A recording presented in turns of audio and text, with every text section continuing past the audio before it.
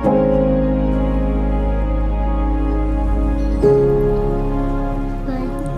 does it hurt? No, I didn't feel it like that. Okay. Yeah.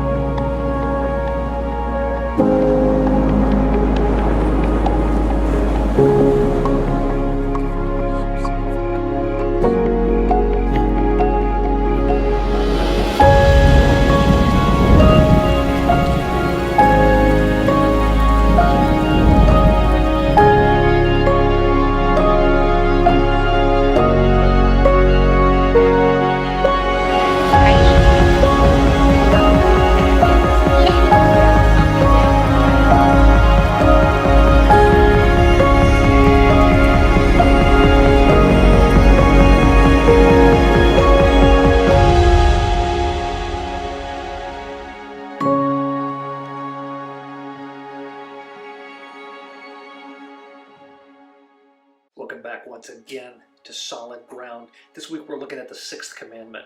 Honestly, I love teaching confirmation, but I kind of don't 100% feel bad that I don't have to deal with this commandment in a confirmation setting on a regular basis anymore. It's one of those awkward ones when you're talking with a room full of 12, 13, 14-year-olds and the topic of adultery comes up.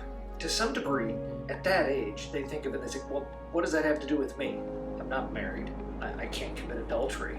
Well, except that's the moment at which, and that's the age at which, some of the habits that lead them toward committing adultery are formed, where they start looking and noticing the boys and girls in their class in ways that they hadn't noticed them before, because puberty hits and hormones hit and all these things hit, and suddenly that girl, well, she looks like a young woman, and you start wondering and you start thinking as a young teenage boy, the mind starts to wander, and that's a great time to start having a conversation, to start looking at, not just from a standpoint of, hey, you need to not look, you need to not touch, you need to nope, nope, nope, nope, and all the finger wagging that goes along with it, but instead trying to cast a vision.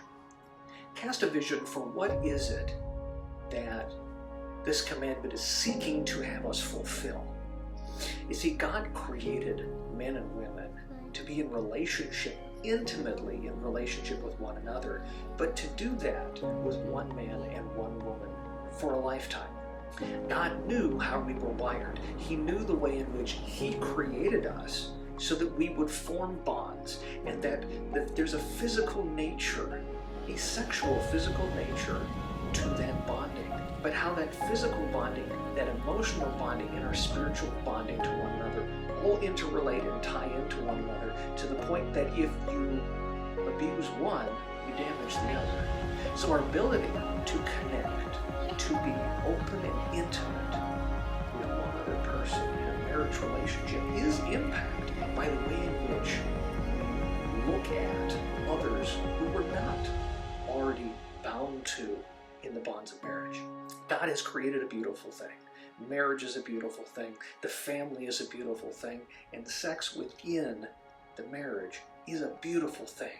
Let's focus our time in nurturing that loving trust, giving a high view to our young people of what it means to care for and to be intimate with another person for life within the bond of marriage. What a fantastic blessing God has given us.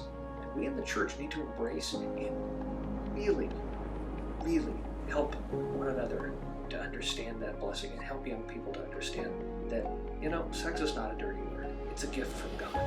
It's something that, when used well, is a beautiful thing. Blessings, and I'll see you next week.